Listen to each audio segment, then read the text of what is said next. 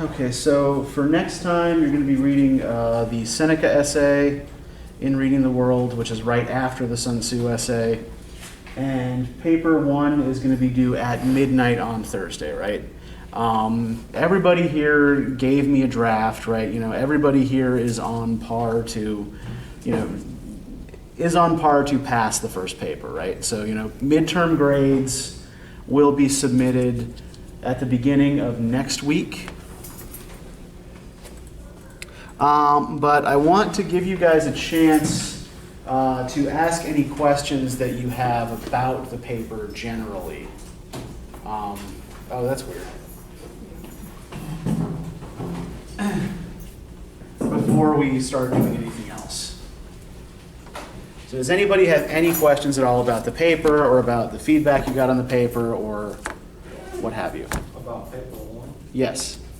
Okay, so you said something about my quotes, and you said I wasn't quoting the text, I was quoting someone who was referring to. Yeah, this has actually been a sort of fairly common problem. A lot of you were doing this. Yeah, some of you were quoting the editor's introduction to the text rather than the text itself, right? Now, that's tempting to do because the editor explains things for you, right? But I want you to actually be trying to quote and draw stuff from the authors we're reading, not from the editor's explanation of them, right? So try to stick to these. So if you want to deal with that same idea, find out where the author says it in the text, right? Or something like it. Other questions that people have about this?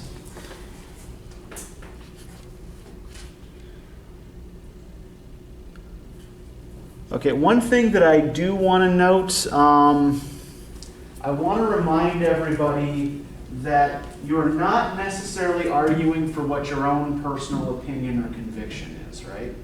What you are arguing for instead is what you can prove with the evidence that you have. Right? So I'm not asking you what you believe human nature is or what the ultimate purpose of education is, right? I'm asking you what you can demonstrate with the sources I've given you. Now you still have to take a position, right? Because the sources you have disagree. But essentially, you're formulating your definition from the sources rather than from something outside of the sources that you already think or believe, right? Does that make sense to everybody? Is anybody confused by that? Okay. So does anybody have any other questions about paper 1?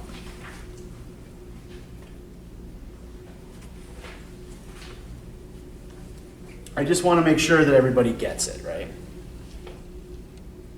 Yeah, go ahead, Kyle. You also put that I need to find a way to connect Hobbes and I think it was Arden. Arendt. I also noticed a lot of you are misspelling Hannah Arendt's name. It is, a lot of you were spelling it Ardent. She's German. It's Arendt. Yeah, so I don't necessarily remember the specifics of everybody's drafts right now. I don't have it in front of me. So you're perfectly welcome to shoot me an email or talk to me during office hours about the specifics of your draft. But one thing I will say is that what you do need to you need to use all 5, right? So you do need to find some kind of common unifying thread that runs through all 5. And what you need to be doing is making sure that at the beginning of each paragraph, you're explaining how what you're doing now connects to what you did in the previous paragraph, right? So 1 paragraph per thinker is probably a reasonable ratio, right? But yeah, make sure that whatever you're doing, make sure you're linking them in a way, like not just sort of chronologically the way we read them, like starting with Buddha and then ending with Arendt. Instead, try to connect them in ways that make logical sense, right? Okay, so I'm going to start with Sun Tzu and his argument that human nature is evil, and then Hobbes thinks something similar, so I'm going to move on to him, right? And then I can connect that to something in Hannah Arendt or whatever, right? So try to connect it in a chain of logic rather than a chain of chronology. I don't know if that actually answers your specific question, but it's another general tendency I saw. Look, and you guys are just getting ideas out on paper, right, for the draft, right? So this happens. Another general tendency that I saw was that people were just kind of going through each one in order, rather than thinking about how they connected. Any other questions?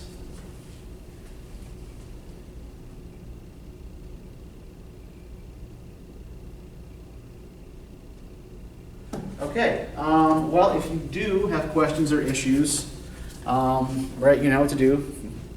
Email me, shoot me drafts, go to the Writing Center, whatever, right? I have already seen that a couple of you have gone to the Writing Center, and if you have done so, yes, you will get extra credit on paper.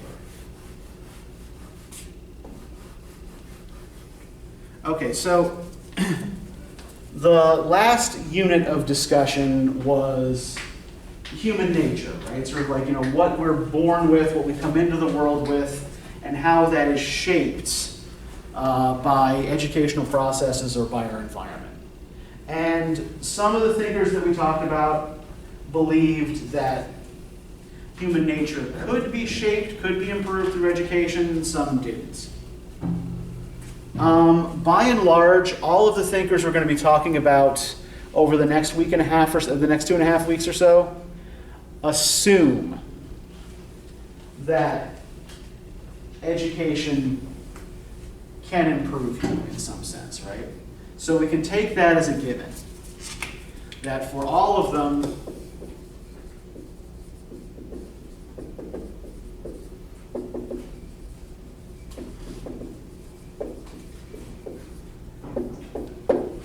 this is true, regardless of what their beliefs about human nature are. Now, what most of them are going to be arguing about are issues of purpose and process, right? So not whether education is effective or necessary, but right, what is it for?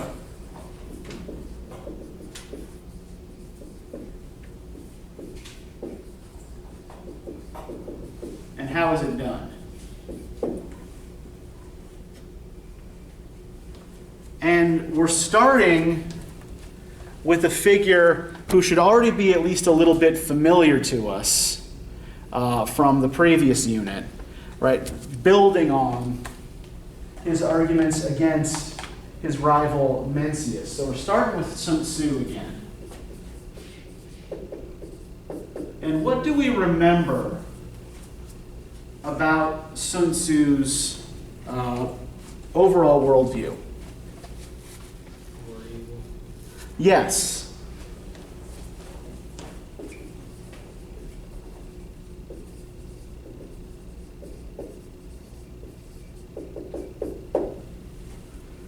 He believes that in our natural state, human beings are evil, right? Now, how does Sun Tzu define good and evil? Does anybody remember? Beating man and a gentleman. I'm sorry, a little louder? Beating man and a gentleman. Okay, yeah, so those are synonyms he uses for the good person and the evil person, right? The good person is a gentleman. And the evil person is the petty man, right? But what qualities does he associate with good and with evil? How is the gentleman different from the petty man? Follows the authority. Okay, yeah. So,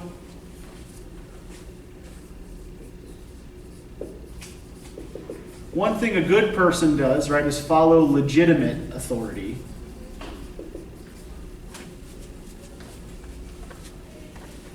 What else? What else does Sun Tzu define as good?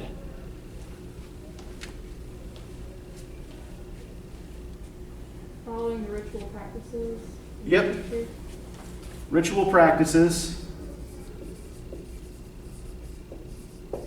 It might help too if we think about what sorts of behavior he defined as evil. Like indulging in your emotions and passions. Okay. Yep, emotional overindulgence. What else? What else did he regard as evil? Violation of social norms. Yeah, violating social norms. Good. What else? If we had to sum up in a word the kinds of behaviors Sun Tzu thought of as evil, what word would we use?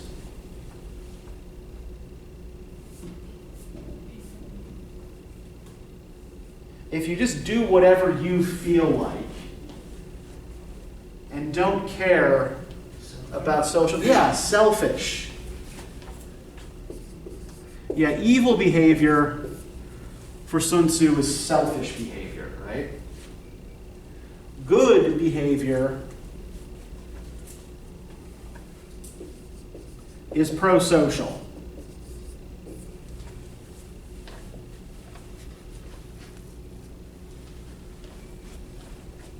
What else do we remember about Sun Tzu's ideas from last time? So this is how he defines good, right? Good behavior is pro-social behavior. The gentleman adopts a pro-social code. The petty man is selfish. What else do we remember about Sun Tzu from before?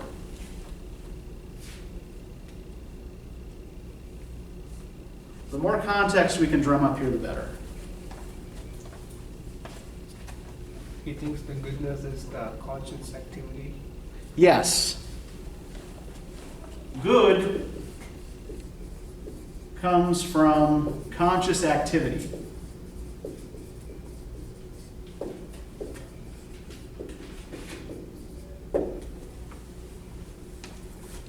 So what else follows then? So if good comes from conscious activity, right? That is, activity that we are aware of doing, right?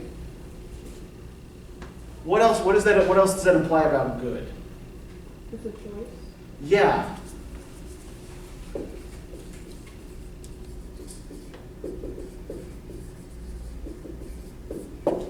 You have to choose to try to be good. In part because if you simply follow your nature, you will always fall into evil, right? You will always fall into selfishness. You'll do what's good for you without regard for anyone else. And does Sun Tzu believe that you are capable of choosing goodness and following a good path on your own? You have to have a teacher. Yeah, you have to have a teacher, right?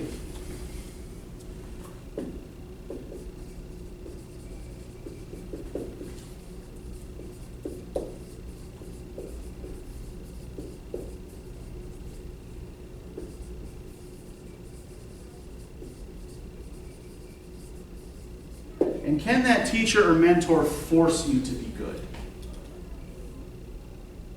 No. Yeah, you still have to make the choice, right?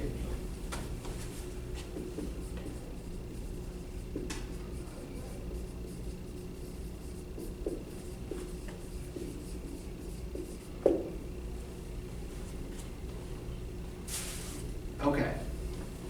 So this is a pretty good rundown of where we got to with Sun Tzu last time, right? So let's talk specifically now about his essay on educational theory. Like, what did you guys get out of reading this essay? Was there anything in particular that struck you or that you were really confused about or that you had questions about? Did already being slightly familiar with Sun Tzu's ideas help with this at all? A little? Okay. So, what's less important here? Okay, so let's start kind of digging into the essay here, right? So, we start with this idea of the gentleman, right? What the gentleman says. And since we already know what a gentleman is, right, we've got context for this. Right? The gentleman says learning should never cease. Blue comes from the indigo plant, but is bluer than the plant itself. Ice is made of water, but is colder than water ever is. A piece of wood, as straight as a plumb line, may be bent into a circle, as true as any compass. as any drawn with a compass, and even after the wood is dried, it will not straighten out again. The bending process has made it that way. Thus, if wood is pressed against a straightening board, it can be made straight. If metal is put to the grindstone, it can be sharpened. And if the gentleman studies widely each day and examines himself, his wisdom will become clear and his conduct will be without fault. So, what's going on here? Right? What is the basic argument here that Sun Tzu is starting with? Let's start with this first sentence here. Right? The gentleman says, learning should never cease. What does this tell us about his view of the educational process? It should be continuous. Yeah, it's constant, right? There's no end point. Right? There's no point at which you can say, I'm done, I'm a gentleman now, I can stop, right?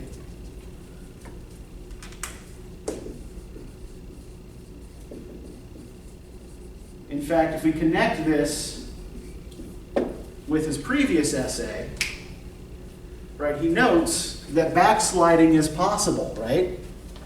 That it is possible for a gentleman who forgets the way to become a petty man, just as it's possible for a petty man who makes a conscious choice to be good and studies and works to become a gentleman, right? So we can see here that Sun Tzu views education as a continuous process of self-improvement. Now let's look at some of the imagery he chooses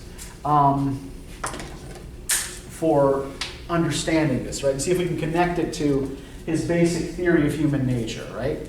Blue comes from the indigo plant, but is bluer than the plant itself. Ice is made of water, but is colder than water ever is. A piece of wood as straight as a plumb line may be bent into a circle as true as any drawn with a compass, and even after the wood has dried, it will not straighten out again.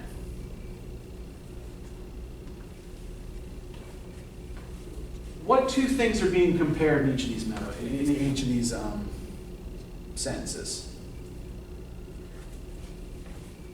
Indigo plant, water, wood. To people? Okay, yeah, these are being compared to people, right? Like teachers? Are we talking about the teachers here? Are we talking about the teacher or about the learner? I'll say they're all a part of nature. Yeah. So the indigo plant, water, and wood are all the things in nature that you start with, right? Right, that nature as a starting point. But you can make a blue dye from indigo that is bluer than the plant, right? You can take water and freeze it to make ice. You can take that piece of wood and bend it into a circle, right? So, through conscious activity, you can make these natural objects into something more useful, right? You can make these natural objects into something more desirable. So this is the basic. So this is a metaphor for the process of education, right? That you're taking human nature, which is selfish and nasty, and you're making it into something better through conscious activity. If you do not climb a high mountain, you will not comprehend the highness of the heavens. If you do not look down into a deep valley, you will not know the depth of the earth. And if you do not hear the words handed down from the ancient kings, you will not understand the greatness of learning. Children born among the Han or Yue people of the south and among the Mo barbarians of the north cry with the same voice at birth. But as they grow older, they follow different customs. Education causes them to differ. So, for context here, the Han and Yue are the primary ethnic groups of southern China, which was where the great ancient empires that the Chinese built were concentrated. The Mo are an ethnic group from northern China who were regarded by their southern neighbors as being uncivilized, right, and backwards and rustic. Hence the word barbarians being used here, right?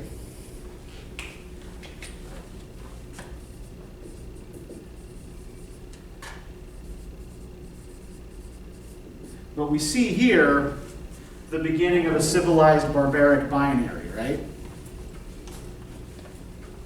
What qualities do we associate with civilization? Government? Okay, yeah, a government, right? A functional government, right? What else? Okay, technology. Education.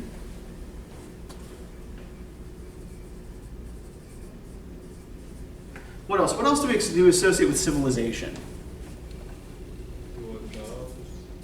Okay, yeah. Yeah.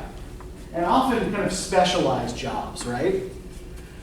Is right, a civilized society being a bit more complex requires people to be specialists, right? So, if if I were living in my family's ancestral home in Scotland in the early 18th century, right, I likely would not be a professor of English. I would probably be, to some extent, a farmer, a brewer, a butcher, whatever needed to be done, right? People who live on a smaller scale like that, closer to nature, can't afford specialization, right? What does civilization require along those same lines? What does civilization require you to be able to do in regards to others?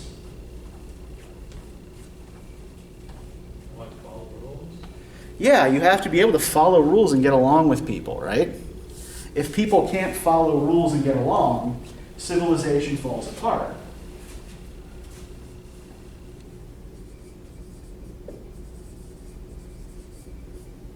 So we can see where Sun Tzu would favor civilization because it requires people to learn to get along with each other, right? It requires people to adopt pro-social attitudes and pro-social behaviors, or the whole enterprise disintegrates. Now, what about barbarism? What qualities do we associate with barbarism? With barbarians, or with the barbaric? Barbaric? So, barbaric or barbarian, these are words that are often used to mean kind of like the opposite of a civilized person, a person who lives in a kind of state of nature, right? Without the benefit of things like government, technology, education, things like that. So what ideas do we associate with barbarians or barbarism? Like anarchy? Okay, yeah, anarchy, right? Yeah. People just do what they want.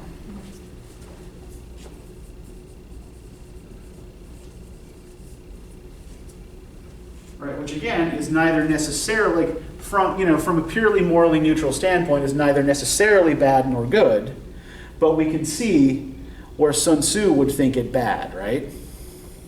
What else? In a barbarian society, how do you get what you want? And think about Hobbes' idea of the state of nature here, maybe. And this will give you an idea of what kind of thing Sun Tzu was thinking of. Just go and get it? Yeah, and if you're strong enough, you can keep it, right? So the rule tends to be might makes right.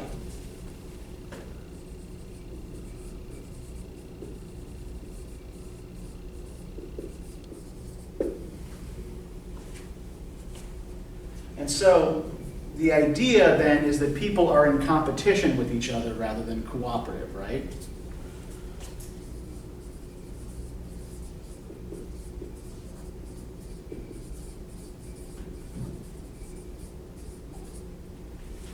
Now again, this is what Sun Tzu's idea of a barbaric society would be. We can argue that societies that at least refer to themselves as civilized actually adopt some of these values as well, right? And that there are societies that operate at a lower level of technology and formal education that actually are much better at getting along with each other and cooperating than some more technologically and politically advanced societies are. But I think, this will do for our purposes here, right? Clearly, Sun Tzu wants us to think that barbarism is bad, right? Civilization is good. And the big difference, the thing that separates the Han and Yue people from the Mo people, is that educational environment, right?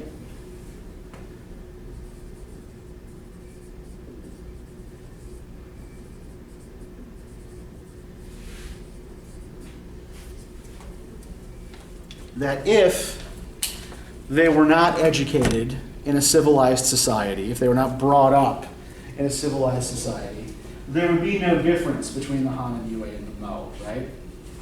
He says that they all cry with the same voice at birth, right? The idea here being that their nature is the same. This would also agree largely with Thomas Hobbes, right?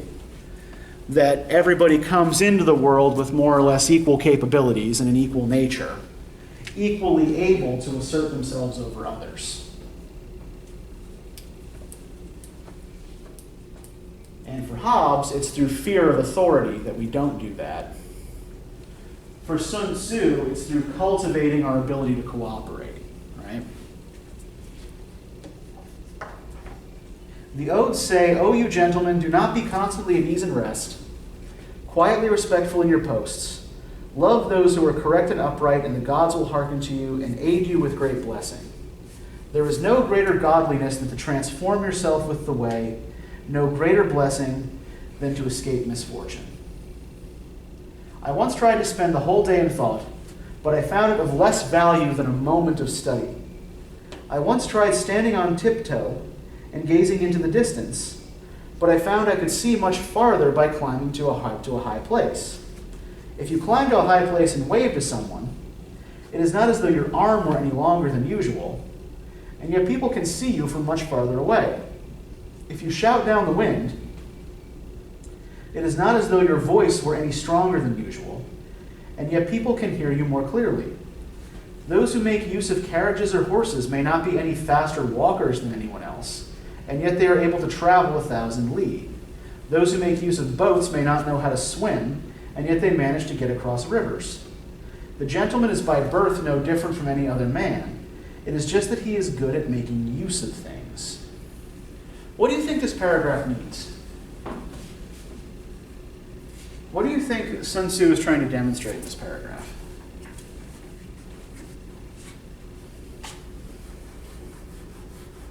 Why does he compare thinking to study or standing on tiptoe to standing on top of a mountain? I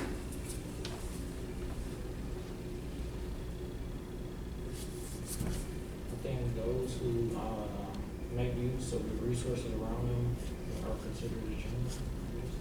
Yeah. That's the basic idea here, right? He says the gentleman knows how to make use of things, right? The gentleman knows what around him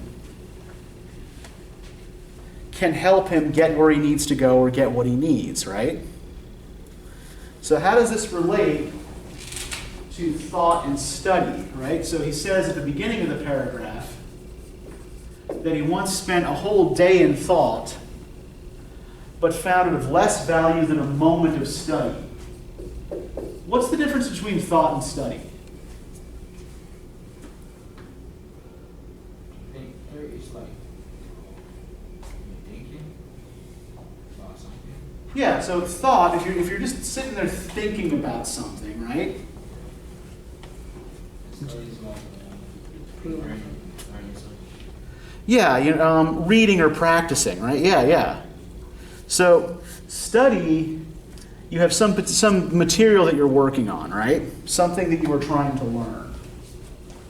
So study is something that is in some sense guided, right? Because if nothing else, you have the words on the page that you're reading. And study is focused on work someone else has already done, right?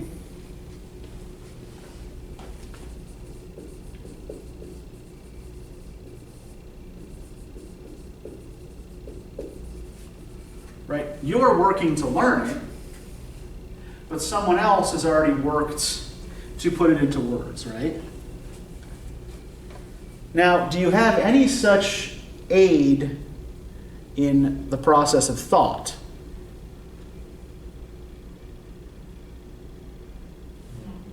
No, thought is independent, right? At least what he seems to mean by thought here is independent.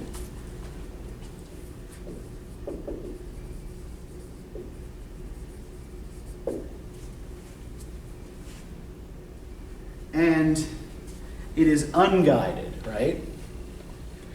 Now, I'm not going to say there's no benefit in just kind of like sitting and, contemplating existence or whatever now and again, right? But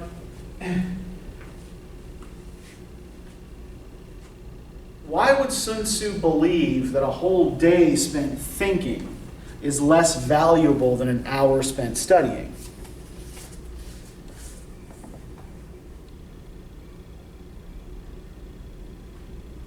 I'll say because when you're just thinking, you're thinking about stuff you already know, and studying will be something new. Okay, yeah, thought doesn't necessarily produce any new knowledge, right?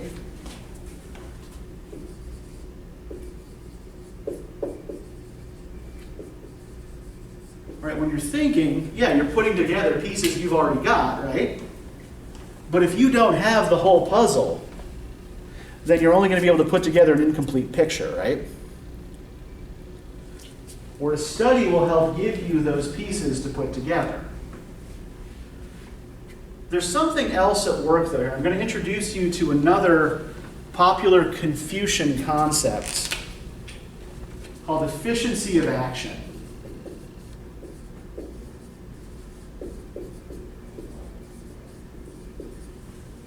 In the writings of Confucius, there is a story Confucius hears about a duke who always thought 3 times before performing an action.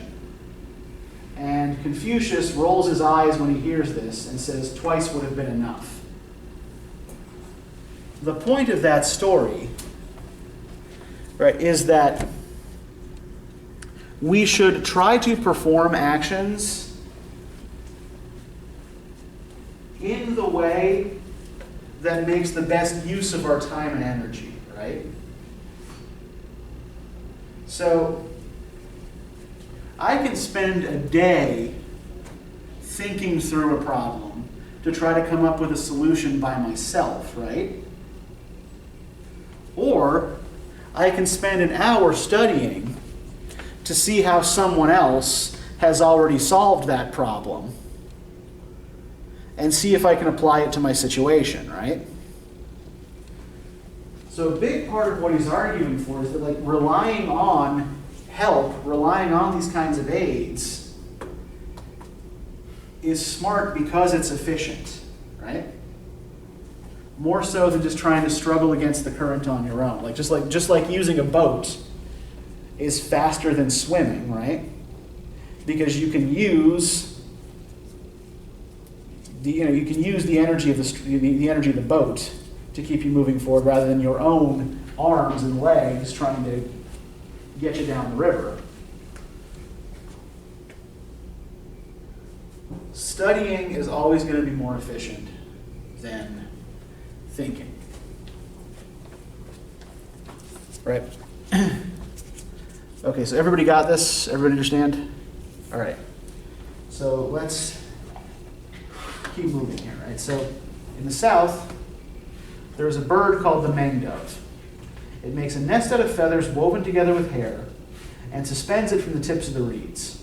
But when the wind comes, the reeds break, the eggs are smashed, and the baby bird's killed. It is not the nest itself not that the nest itself is faulty.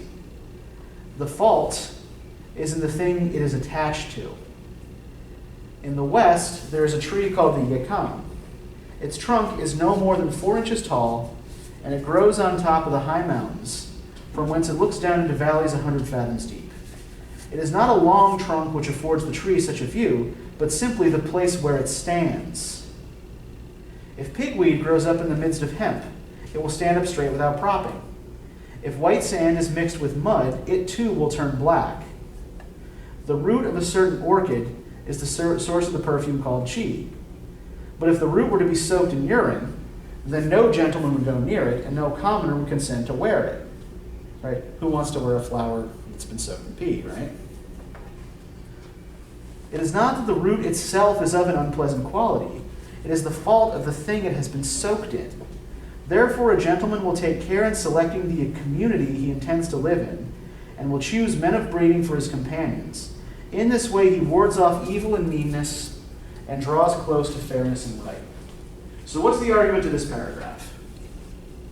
What's the point he's trying to make through all these metaphors about birds' nests and tree roots and piss orchids? The people you surround yourself with are going to affect who you are. Yeah. More generally, the environment that you situate yourself in, right, is going to affect your development, right? The nest doesn't break because the nest is bad. The nest breaks because the reeds are weak, right? The tree doesn't command a high view because its trunk is long. It commands a high view because it grows on top of a mountain, right? So environment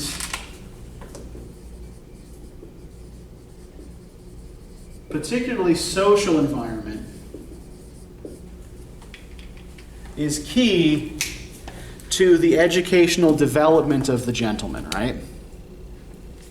If you want to be a gentleman and not a petty man, surround yourself with other gentlemen, right? With other people who are concerned with study as you are.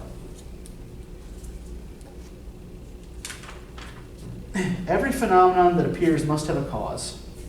The glory or shame that come to a man are no more than the image of his virtue. Now, how might we rephrase that as a kind of like common proverb? The glory or shame that come to a man are no more than the image of his virtue. What does that mean?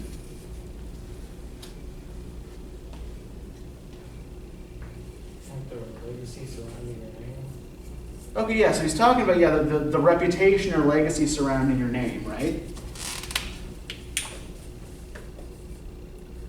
And what more specifically is he saying about your reputation?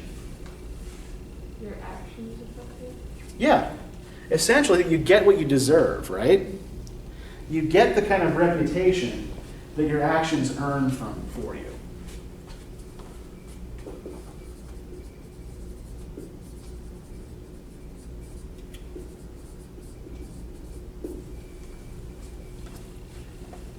The amount of glory or shame that you accrue is directly related to how you behave, how you carry yourself. Meat, when it rots, breeds worms. Fish that is old and dry brings forth maggots. When a man is careless and lazy and forgets himself, that is when disaster occurs. The strong naturally bear up under weight. The weak naturally end up bound. Evil and corruption in oneself invite the anger of others.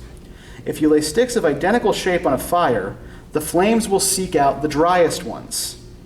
If you level the ground to an equal smoothness, Water will still seek out the dampest spot. Trees of the same species grow together. Birds and beasts gather in herds, for all things follow after their own kind. When a target is hung up, arrows will find their way to it. When the forest trees grow thickest, the axes will enter. When a tree is tall and shady, birds will flock to roost in it. When vinegar turns sour, gnats will collect around it. So there are words that invite disaster and actions that call down shame. A gentleman must be careful where he takes his stand. So the basic principle here of like attracts like, right, suggests that a petty man is going to attract other petty men.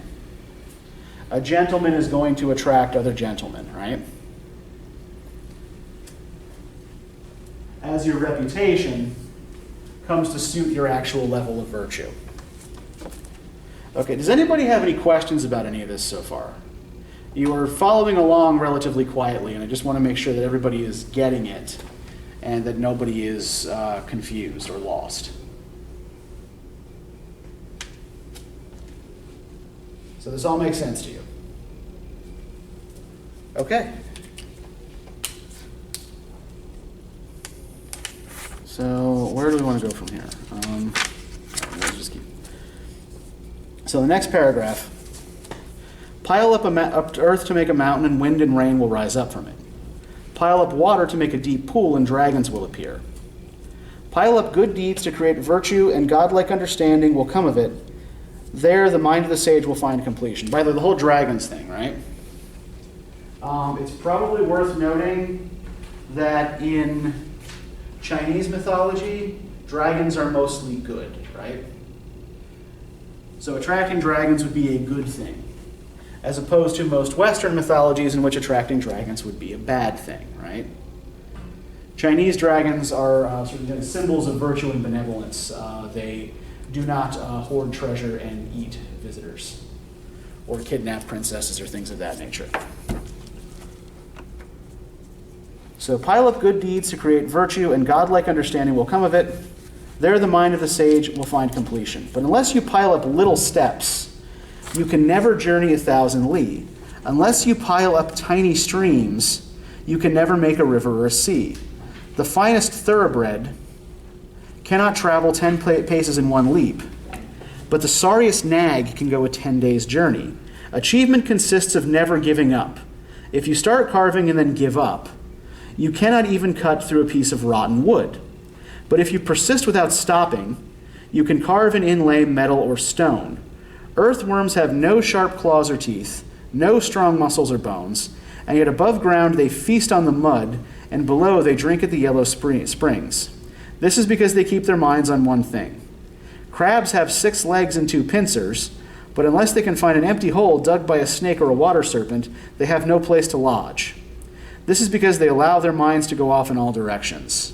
I don't know where he gets this insight into the mind of crabs, but so be it, right? What's the basic argument here? What is he trying to get at with his examples of piling up streams and piling up dirts and earthworms? Stay focused on the process. Yeah, focus is important here, right? Focus and discipline.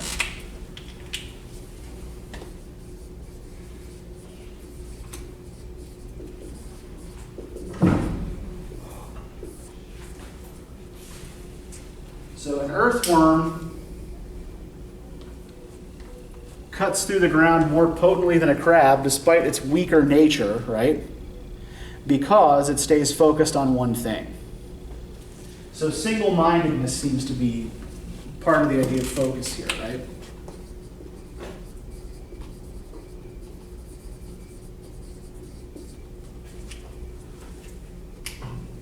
What else is important here? What happens if you start carving through a block of wood and just give up halfway? You're not gonna finish. Yeah, you don't cut through the wood, right? So persistence is also an element of this. And does he seem to think it is possible to get all this done quickly or all at once? Right? Unless you pile up little steps, You can never journey 1,000 li. Unless you pile up tiny streams, you can never make a river or a sea, right? So it's a slow process, and you have to start small.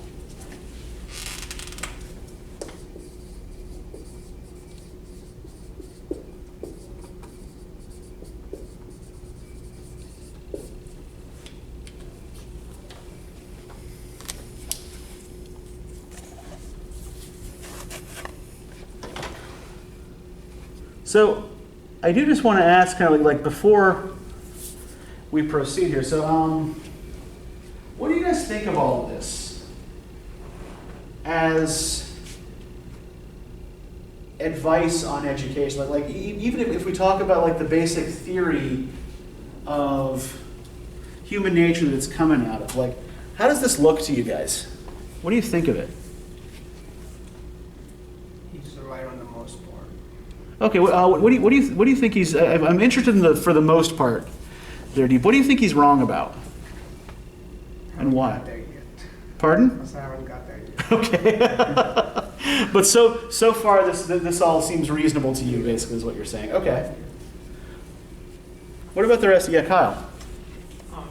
I agree with Deep when he said for the most part, because I know, well now, but I don't know about during his time, but you know, there's always instances where, let's say there's someone around a group of petty men, but his friends may not know that he might be the one gentleman.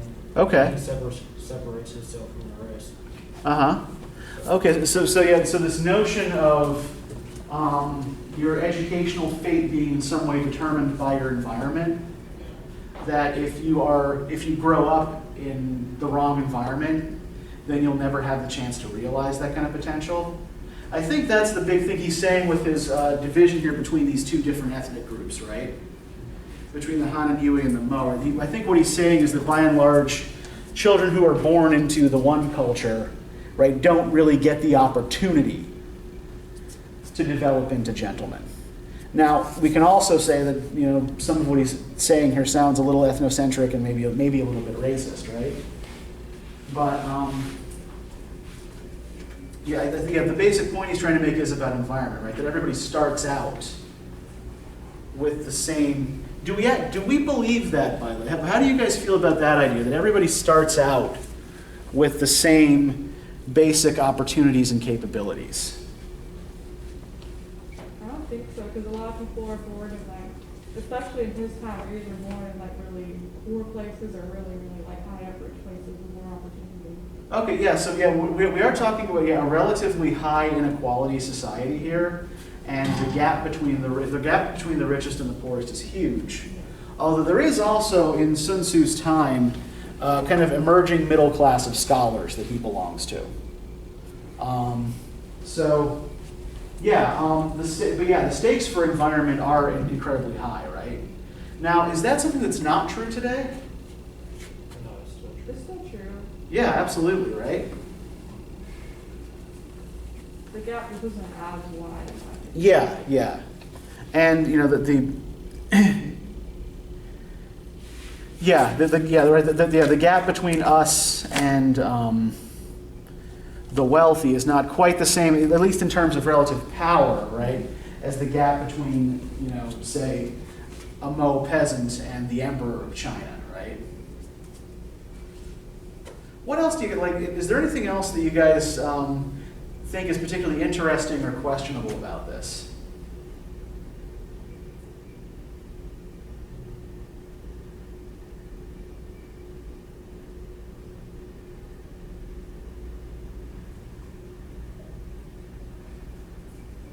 I mean, a lot of this sounds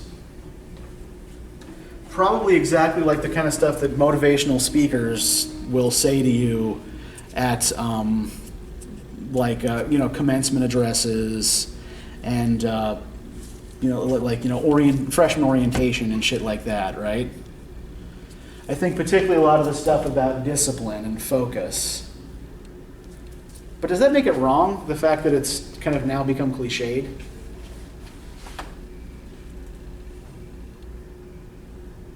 Because there's some truth to it.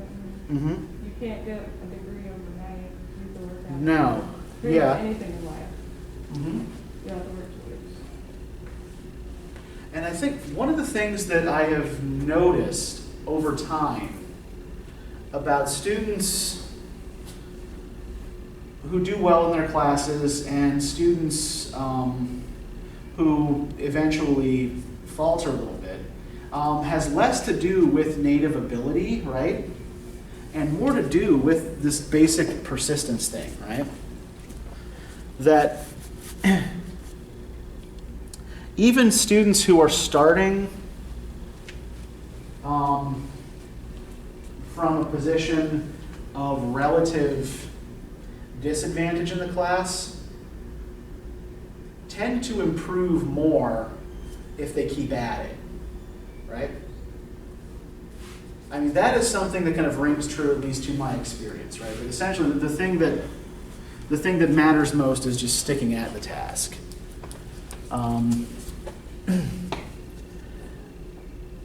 What do you guys think overall about this distinction between the gentleman and the petty man?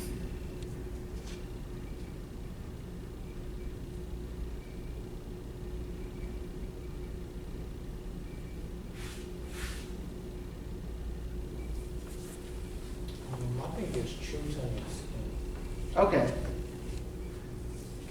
To an extent, right? So where do you think, where's the limit for you?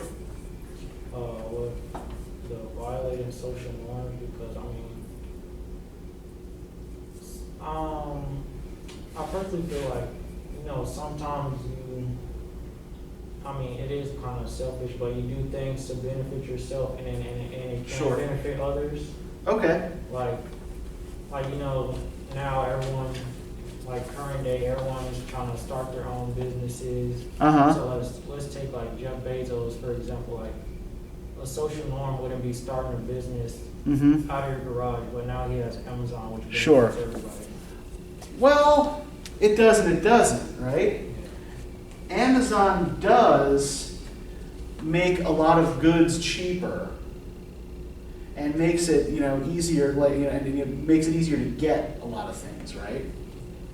But because of their packaging and delivery processes and the massive number of internet servers it takes to run that company, they also have a huge environmental impact, right? A negative one.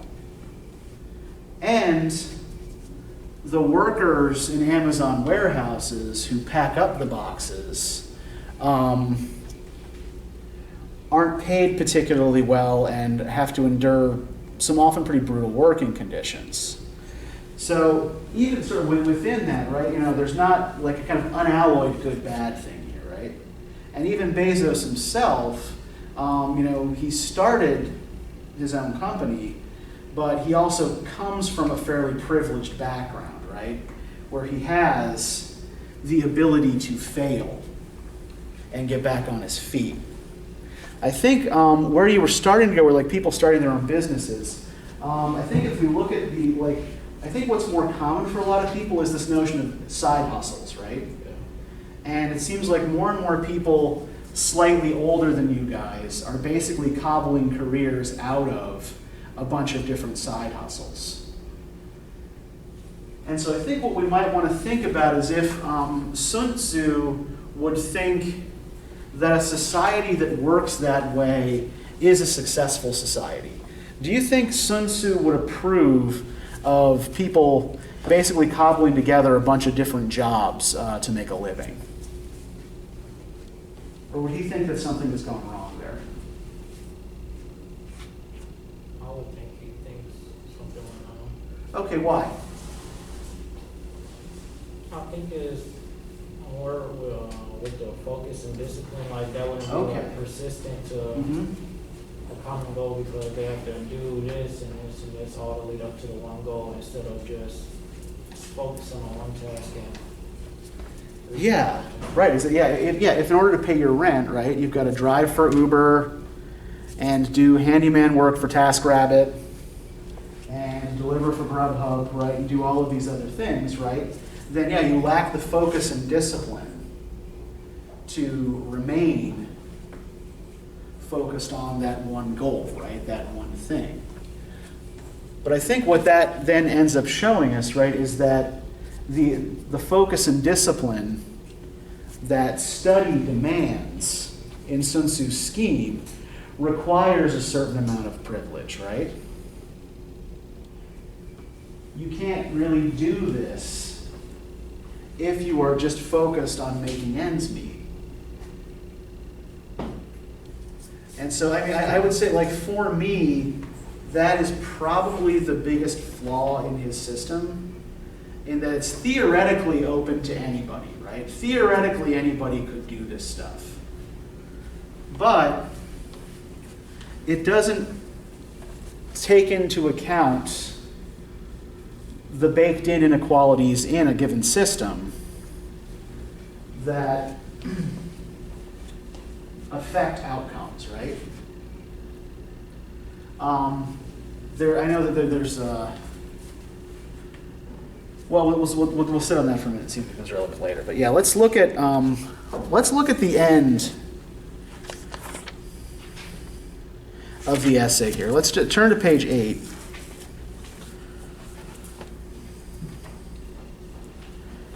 He who misses one shot in 100 cannot be called a really good archer. He who sets out on a 1,000-mile journey and breaks down half a pace from his destination cannot be called a really good carriage driver. He who does not comprehend moral relationships and categories, and who does not make himself one with benevolence and righteousness, cannot be called a good scholar.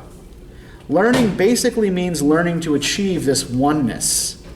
He who starts off in this direction one time, and that direction another, is only a commoner of the roads and alleys, while he who does a little that is good and much that is not good is no better than the tyrants Qi and Chao or Robert Qi. So one thing we notice about his style of argument, right, he relies a lot on quoting from history and folklore and these past texts, right? So this heavy reliance on authority is a big part of his idea. The gentleman knows that what lacks completeness and purity does not deserve to be called beautiful. Therefore, he reads and listens to explanations in order to penetrate the way, ponders in order to understand it, associates with men who embody it in order to make it part of himself, and shuns those who impede it in order to sustain and nourish it. He trains his eyes so that they desire only to see what is right, his ears so that they desire only to hear what is right, his mind so that it desires to think only what is right. When he has learned truly to love what is right, his eyes will take greater pleasure in it than in the 5 colors. His ears will take greater pleasure than in the 5 sounds. His mouth will take greater pleasure than in the 5 flavors. And his mind will feel keener delight than in the possession of the world. When he has reached this stage, he cannot be subverted by power or the love of profit. He cannot be swayed by the masses. He cannot be moved by the world. He follows this one thing in life. He follows it in death. This is what is called constancy of virtue. He who has such constancy of virtue can order himself, and having ordered himself, he can then respond to others. He who can order himself and respond to others, this is what is called the complete man. It is the characteristic of heaven to manifest brightness, of earth to manifest breadth, and of the gentleman to value completeness. So let's end with this idea, as Sun Tzu does, of constancy of virtue.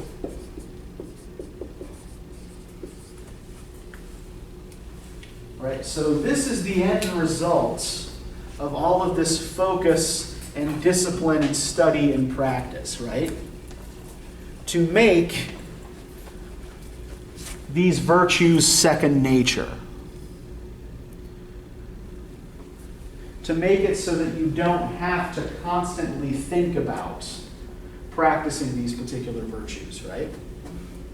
So one of the ways you get there is through engaging primarily in pro-social behavior, right? Doing things that are good not for you necessarily, but for your community and, for other people, right? But then once you've achieved this constancy of virtue, what does this make you independent of?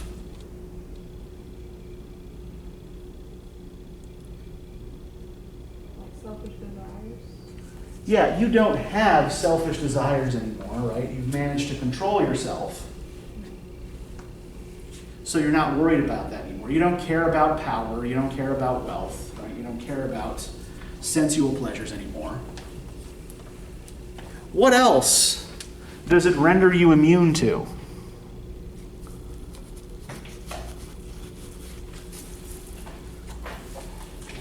The influence of others around you. Yeah. Once you have achieved constancy of virtue, probably at the end of your life, right? You can't be swayed by other people anymore, right? You have devoted yourself, you've integrated yourself so firmly into the social fabric, right, that you cannot be moved either by the masses or by powerful individuals anymore. So the paradox here is that by behaving in a pro-social way, you render yourself immune to negative social influences. Does that make sense? It kind of does, right? Yeah, go ahead. It sounds like the connection, it sounds like he basically just became the Buddha. Like once you figure all this out, like the Buddha said, like nothing could corrupt you, you won't desire anything anymore. Yeah, the end goal ends up being more or less the same. I think that, yeah, the practice is slightly different, but I think, yeah, the end goal ends up being pretty similar here. Although, again, like, you know, the idea in Confucianism is not to remove yourself in society, but to deeply involve yourself in it. I think one thing to remember here, too, is that, like, even though we can take this without any kind of spiritual message, right? We can just look at this as a philosophical or intellectual process. The average Confucian actually would see this as a kind of spiritual process, right? That in fact, people who do practice these good ritual behaviors generate a kind of spiritual magnetism that then kind of brings others into line. Is Confucianism like a religion or is it like philosophical thought? Yes. Okay, I thought I was going to Yeah, it's kind of both. It doesn't look really like a religion to us because there isn't really a God concept in Confucianism. Like there is some like reverence for certain important ancestors. So there are sort of like places where it gets a little bit tied up with traditional Chinese folk religion, but that part of it, that's not really the important part. The important part is really more the social ritual aspect of it and behaving in harmony with society and with the way, right? If everything is moving together in harmony, then all is right with the world. As soon as somebody steps out of place or shoves somebody else, that's when things start to fall apart. Does that make sense? Yeah. Okay, what other questions do you guys have about this? I mean, I've basically sort of finished my spiel on this.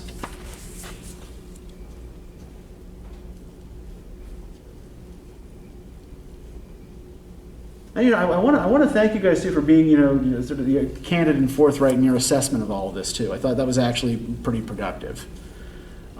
So we'll try to do the same thing with Seneca next time.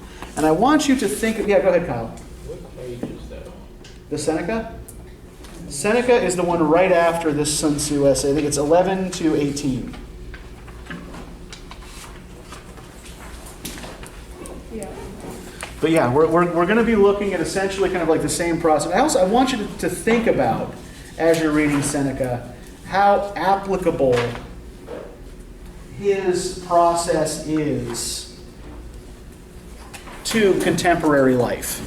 And like what sorts of things would be necessary in order for Seneca's scheme to work, right? All right, we'll see you on Thursday.